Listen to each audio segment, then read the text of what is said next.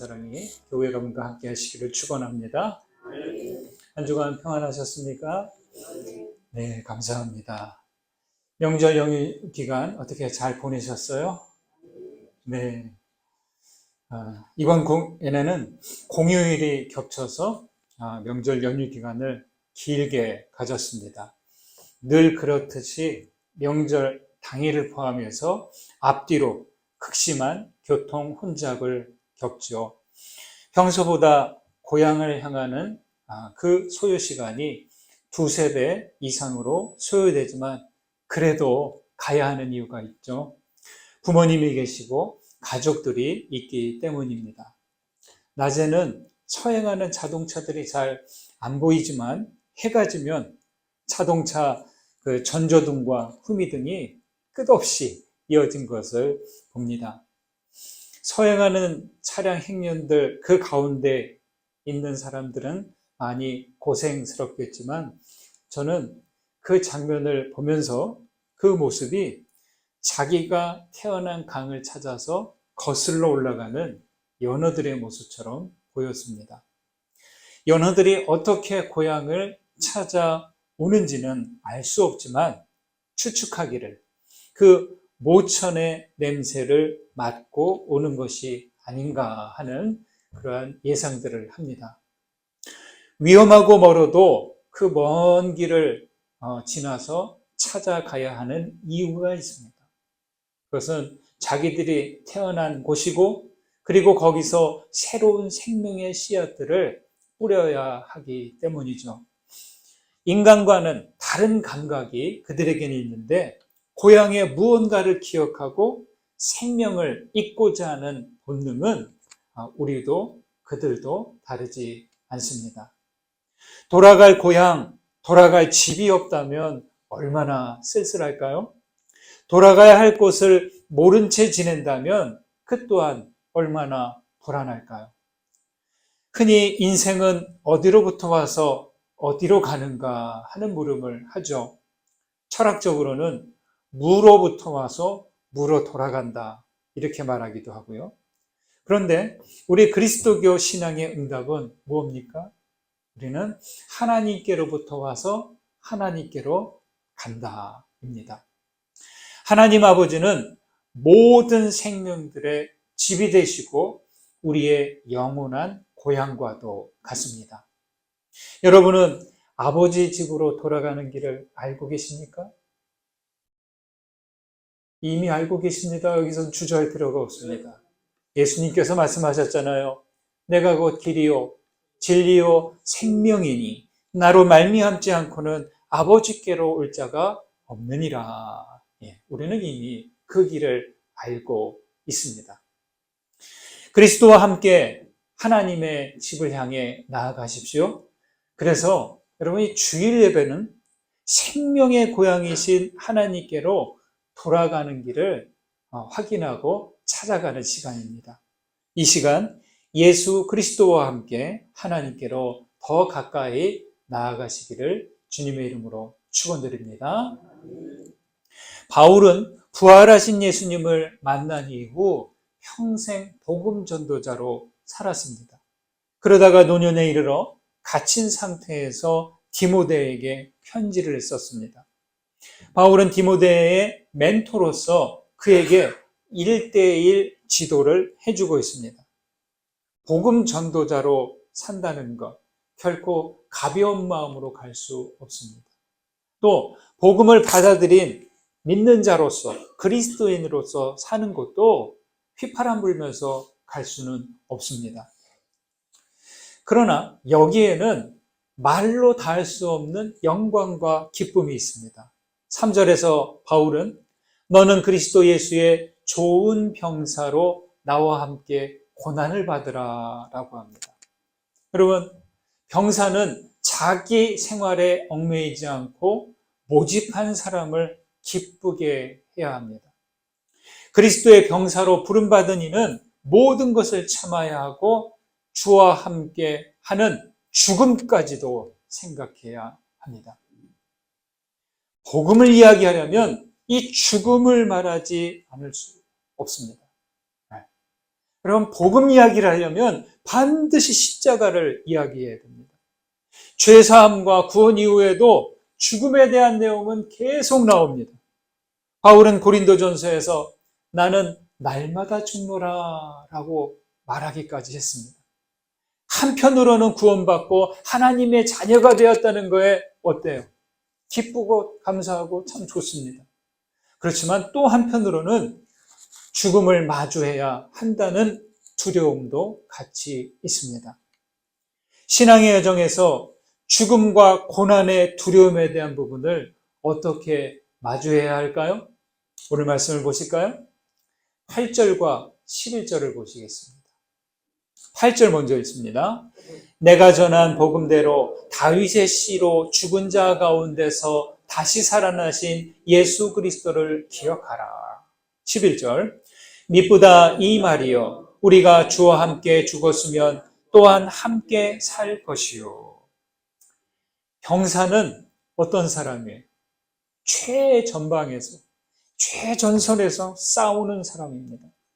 그리스도의 좋은 병사에 해당하는 제일 중요한 싸움 자세는 뭘까요? 전술, 무기 활용 능력, 체력 다 중요합니다. 그러나 제일 우선해야 된 싸움의 자세는 두려움에 맞서는 일입니다. 두려움이 없게 할 수는 없습니다. 문제는 이 두려움을 마주하고 견디면서 두려움을 딛고 일어날 줄 알아야 됩니다. 호랑이를 만난 토끼가 사로잡히는 이유가 뭘까요? 동작이 느리기 때문일까요? 물론 그럴 수도 있죠. 그러나 토끼가 호랑이의 그 얼굴과 으르렁대는 소리에 두려움에 사로잡히면 그 몸이 굳는데요. 평소에는 아주 빠르게 이리저리 도망가다가도 그 호랑이를 만났을 때 두려워서 그 몸이 움직여지지 않는다는 거죠. 중학교 시절 저는 친구와 한 달에 한 번 정도 하절기가 되면 수영을 하러 다녔습니다. 근데 동네에 수영장이 없어요. 그때는 서울에도 수영장이 이제 여름에나 쓰는 이제 그 옥외풀장 있고 실내 수영장은 저기 잠실 운동장 옆에 있는 실내 체육관이나 가야 있었습니다. 친구와 함께 잠실 실내 수영장에 갔는데 거기는 국제 규격이에요. 가로 50m, 세로 25m 규격인데요. 그 깊이가 대회를 하는 곳이니까 그 깊이가 어떻습니까? 깊잖아요. 3m도 더 되는데 한 3분의 1 정도는 바닥에 나무판을 대서 이게 서면 가슴 높이 정도 돼요. 괜찮아요. 거기는 힘들어도 서 있으면 되니까. 그렇지만 나머지 구간은 3m 이상 되는 곳입니다. 수영을 못하면 거기 가면 안 돼. 저와 친구는 그래도 나름 수영을 할 줄 알았어요. 그래서 막 있다가 야 우리 저 건너편까지 갔다가 돌아오는 경주 한번 해볼까? 그러자 하고 짧은 구간, 긴 구간 말고요. 짧은 구간, 깊은 곳에서 이제 시작을 했어요. 뛰어들어서 시작을 했는데 반대쪽을 짚고 돌아오는데 한 중간쯤 왔는데 옆에서 수영해야 될 친구가 안 보이는 거예요. 네, 경주잖아요. 왜 없지? 하고 저는 계속 갔는데 이제 출발지로 도착해서 물 밖으로 나와서 이 친구 어디 갔나 보았더니 그 중간 가운데쯤에서 들어갔다 나왔다 들어갔다 나왔다 허우적대는 거예요. 제가 깜짝 놀랐잖아요. 제가 다시 뛰어들어서 수영을 했어요. 야, 왜 그래? 정신 차려 그랬더니 이 친구의 얼굴이 두려움에 사로잡힌 거예요. 수영을 못하는 친구도 아닌데 나중에 들어보니까 힘이 빠졌다는 거예요. 힘이 빠지니까 자기도 모르게 그냥 발은 바닥에 안 닿고 덜컥 겁이 되면서 들어갔다 나왔다 물도 먹고 막 그러는 거예요. 자, 이때 제가 그 친구의 손을 잡아줬는데 잡자마자 저를 끌어안고 휘감고 제 머리를 누르는데 그때 저는 그 친구의 표정을 봤습니다. 얼굴이 아주 두려움이 확 사로잡혀서 바로 죽기 일보 직전이에요. 숨을 못 쉬는 것도 아닌데 두려움에 사로잡힌 그 표정. 그와 동시에 저 또한 공포가 밀려오면서 난감해하는데 나도 죽는 건가 했는데 그 순간 실내 수영장이잖아요. 누가 있어요?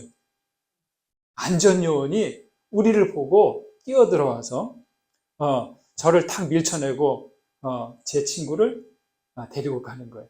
근데 끌고 나가는 방법이 제가 아직도 기억나요.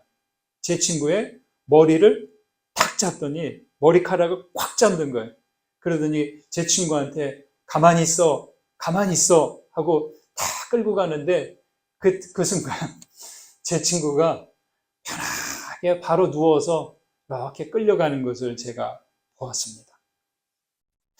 저는 그때 물에 빠진 사람이 이렇게 죽는구나 하는 그 이유를 알 수 있었습니다.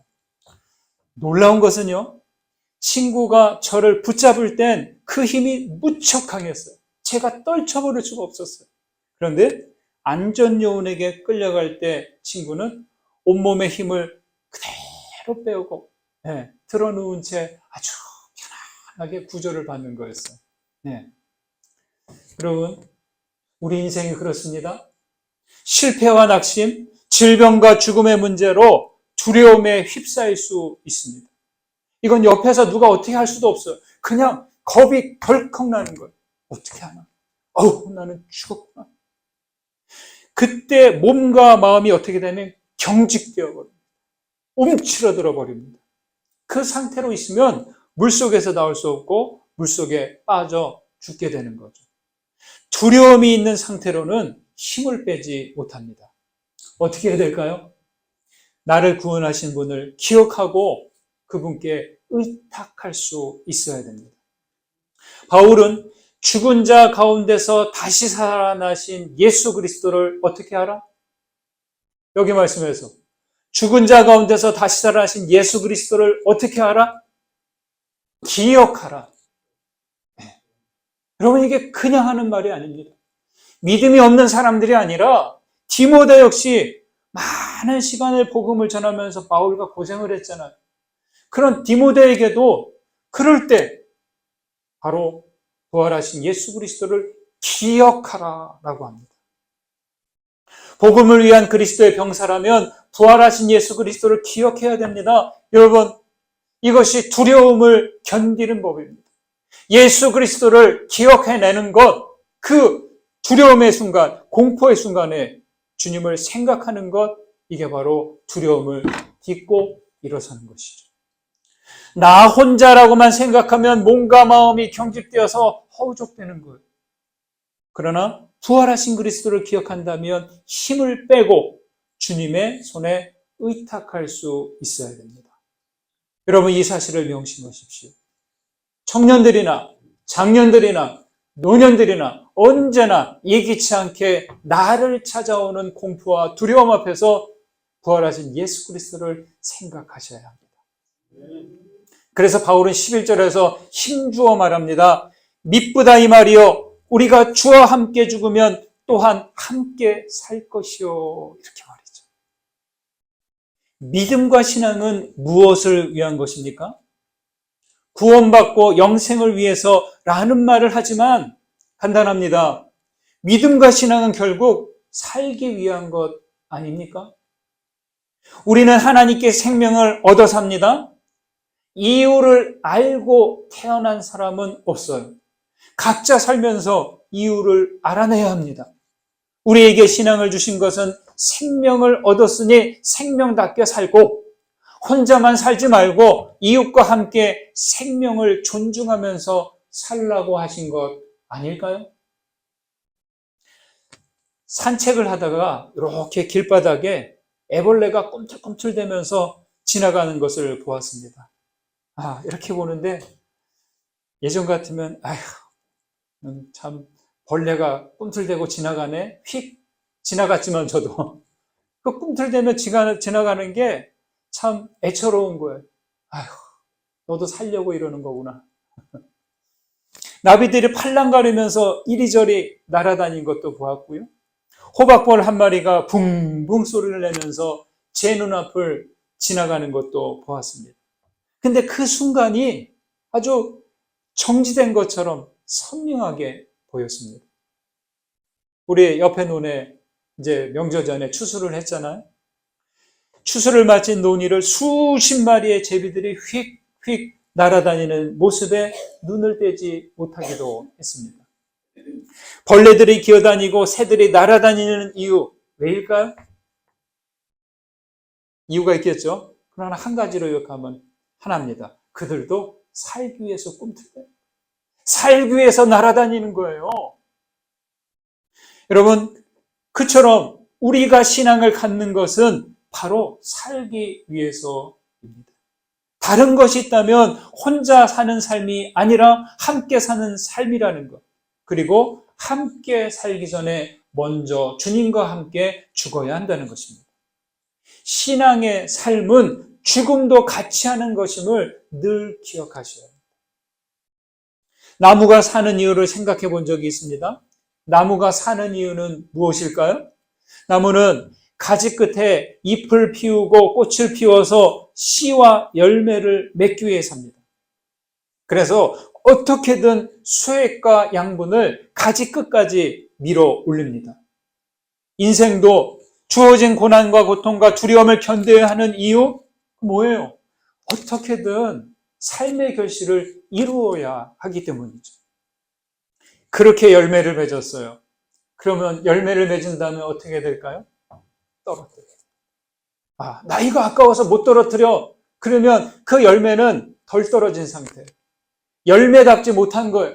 새로운 생명으로 나아가지 못합니다. 열매는 반드시 떨어져야 됩니다. 그 열매가 떨어질 때 나무에게는 상실이고 죽음이지만 열매는 반드시 떨어져야 새로운 생명으로 나아갈 수 있는 것이죠.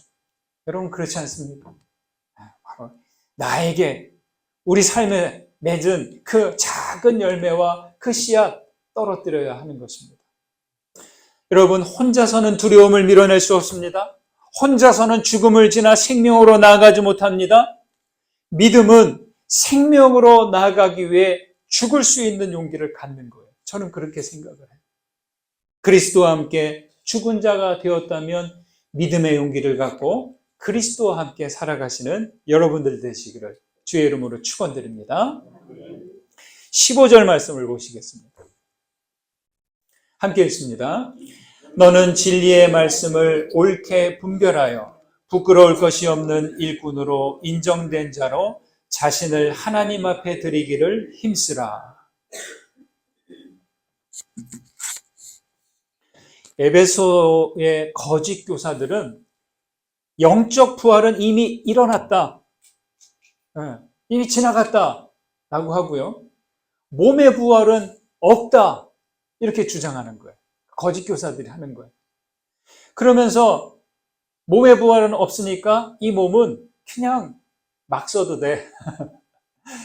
술 취하고 뭐 적당하게 이제 즐기면서 살면 돼. 뭐 이런 식으로 가르치는 거죠. 이러한 것들이 계속 맞다 틀리다 하면서 거짓 교사들이 말다툼을 하는 거예요. 그래서 바울은 그런 거짓 교사들과의 궤변과 말다툼을 멈추고 대신 진리의 말씀을 바르게 분별하라고 합니다. 여러분, 전자제품이 아무리 좋아도 이게 AS가 없으면 그거 참 사면 안 돼요. 아무리 좋은 제품이라도 가까이에 제품은 반드시 수리를 받아야 할 때가 있어요. 근데 가까이에 AS 센터가 없으면 되게 불편해요. 며칠 걸려야 되고 멀리 찾아가야 되고 보내고 시간이 걸립니다. 이 서비스 센터에 가면 많은 사람들이 AS를 받으러 오는데 센터에서는 말합니다. 제품에 문제가 생기는 많은 문제들은 그 원인이 설명서를 제대로 읽지 않고 임의대로 사용하기 때문이라는 거예요. 사람들은 진리의 말씀도 그런 식으로 자기 편의에 따라 되는 대로 되려고. 자기의 선입견, 자기의 경험, 하여튼 뭐 이렇게 되는 대로 사용하는 거죠. 여러분, 전자제품은 어떻게든 그렇게 했으면은 일정한 기간을 사용할 수 있지만 진리의 말씀은 그렇게 대할 수 없습니다. 진리의 말씀은 사람이 바꿀 수 있는 부분이 아니죠. 말씀을 자기 편의대로 대하면 말씀이 망가지는 게 아니라 자신의 삶이 망가지게 됩니다. 해군 전함이 며칠 동안 계속되는 폭우 속에서도 해상 훈련을 하던 중이었습니다. 밤이 되었고요. 안개가 짙어서 앞이 분간되지 않았습니다. 지휘관은 함교에 남아서 이렇게 상황을 지켜보다가 있는데 감시병이 저 앞쪽에 빛이 보인다고 보고했습니다. 지휘관은 그 빛이 다른 배로 판단하고 충돌 위험이 있으니 이렇게 신호를 보내라는 거죠. 이렇게 전조등으로 신호 보내는 방식이 있잖아요. 당신들의 항로를 20도 방향으로 바꾸시오 전하겠어요. 그러자 저쪽에서 응답 신호가 왔습니다. 아니요, 당신들의 항로를 20도로 바꾸시오. 지휘관이 좀 불편하잖아요. 내가 그래도 이 전함의 함장인데 나는 선장이다. 20도 방향을 당장 틀어라. 상대가 다시 응답합니다. 나는 2등 항해사다. 선장이 20도 바꿔야 된다. 지휘관은 화가 덜컥 났어요. 왜냐? 나는 선장이고 그쪽은 2등 항해사인데 내 말을 안 듣는단 말이야. 그래서 화가 나서 소리쳤습니다. 그리고 또 메시지를 보내라고 합니다. 우리는 전투함이다. 당장 진로를 20도 변경하라. 그러자 저쪽도 단호하게 응답했습니다. 아주 짧게. 여기는 등대입니다. 여러분 무슨 말인지 모르세요? 여기는 등대래요. 등대는 진로를 바꾸지 않고 늘 그 자리에서 움직이지 않습니다. 어떤 배도 높은 지위를 가졌어도 등대와 등대 불빛 앞에서 진로를 바꾸지 않으면 안 됩니다. 등대 불빛의 신호를 따라야 한다는 것이죠. 진리의 말씀이라는 것은요, 모든 인생들의 등대와 같습니다. 말씀을 임의대로 덧붙이지 않고 진리의 말씀을 옳게 분별할 수 있어야 합니다. 우리는 어떻습니까? 말씀의 등대 신호를 잘 분별하고 따르고 있습니까? 여러분, 진리의 말씀을 옳게 분별하는 것에 그치지 않아야 합니다. 바울은 부끄러울 것이 없는 일꾼으로서 디모데에게 너 자신을 하나님 앞에 드리기를 힘쓰라라고 합니다. 바울은 그리스도의 대속이 사람들이 자신을 위하여 살지 않고 오직 그들을 대신하여 죽었다가 다시 살아나신 이를 위하여 살게 하려 함이다라고 고린도후서 5장에서 이야기했습니다. 여러분, 우리가 하나님께 삶을 드릴 수 있는 것은 예수님께서 먼저 모두를 위해 자기 자신을 드리셨기 때문입니다. 예수님께서 십자가를 지고 자기 십자가를 지고 나를 따라오라 라고 하신 것은 주님께서도 자기 십자가를 지고 앞으로 나아가셨기 때문입니다. 이렇게 자기를 내어주신 그리스도를 계시록에서는 보호자 가운데 계신 어린 양이 그들의 목자가 되신다라고 했습니다. 이게 단순히 그리스도를 이렇게 띄우는 찬양하는 그런 문학적인 표현인 것 같은데 여러분 상당한 의미가 있습니다. 보호자 가운데 계신 어린 양이 그들의 목자가 되신다. 무슨 말입니까? 그리스도교는 자기를 내어주는 사람, 죗값을 지불하는 사랑, 희생적인 사랑이 우주의 중심이라고 합니다. 보호자 가운데 계시다. 이게 바로 그 말이에요. 자기 포기와 내어줌의 희생은 유일한 사건으로만 있지 않습니다. 예수님만 하면 되시는 게 아니라 예수께서 하셨듯이 우리도 나를 내려놓고 나를 내어드리고 주님을 따라오라는 부르심입니다. 바울은 힘써 내어드리라고 말하고 있습니다. 평생 인도 선교사로 지낸 스탠리 존스가 이렇게 말합니다. 내가 그 사랑을 알아보고 나 자신을 내어줌으로써 신적인 자기 내어줌에 응답한다면 어찌 될까? 스탠리 존스 선교사는 자기를 포기하고 자기를 내어서 드리는 것을 거룩하다, 신적인 것이다 라고 말합니다. 더 말씀드릴게요. 우주가 나를 뒷받침할 것이고, 그러니까 자기 내어줌에 응답한다면 하나님께 드려라, 자신을 내어드려라, 여기에 응답하면 어떻게 되는가? 우주가 나를 뒷받침하고 실제 전체가 나를 승인할 것이다. 하나님께서 승인한다는 것이죠. 나는 두려울 것이 없게 될 것이다. 죽음도 나를 어쩌지 못할 것이다. 내가 이미 죽었기 때문이다. 이미 패배한 것을 어찌 패배시킬 것이며 이미 부서진 것을 어찌 부수겠는가. 나는 나의 장례식을 치르고 돌아왔고 이제는 살아계신 분 안에 살고 있다. 네.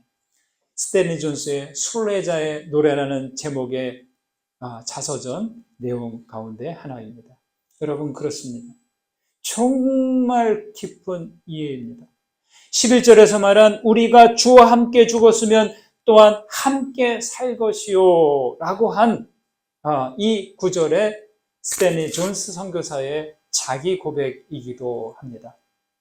나 자신을 하나님께 드린다는 것은 단순한 자기 포기가 아닙니다. 그것은 하나님의 뒷받침과 승인이 있다는 거예요. 어떻게 이렇게 자신을 내어드릴 때 주님과 함께 살게 되는 것이죠. 여러분, 두렵게 하는 일들로 움츠리지 마시기 바랍니다. 죽은 자 가운데서 다시 살아나신 예수 그리스도를 기억하십시오. 진리의 말씀을 옳게 분별하고 자신을 하나님 앞에 드리기를 힘쓰시기 바랍니다. 오늘도 생명의 고향이신 하나님을 향해 믿음의 여정을 계속해 가시기를 주님의 이름으로 축원드립니다. 받은 은혜 생각하면서 거듭의 기도 드리십니다. 하나님, 우리는 하나님께로부터 와서 하나님께로 돌아갈 인생들입니다. 길과 진리와 생명이신 그리스도와 함께 아버지께로 가고자 하오니 우리를 그 길로 인도해 주옵소서. 주여, 우리는 홀로 두려움을 마주할 수 없습니다. 그리스도를 기억하게 하시고 주와 함께 죽고 함께 사는 믿음의 용기와 인내를 허락해 주옵소서. 또한 진리의 말씀을 분별하며 예수님처럼 우리 자신을 하나님께 드림으로 생명의 고향이신 하나님께 이르게 하옵소서. 예수 그리스도의 이름으로 기도드립니다. 아멘.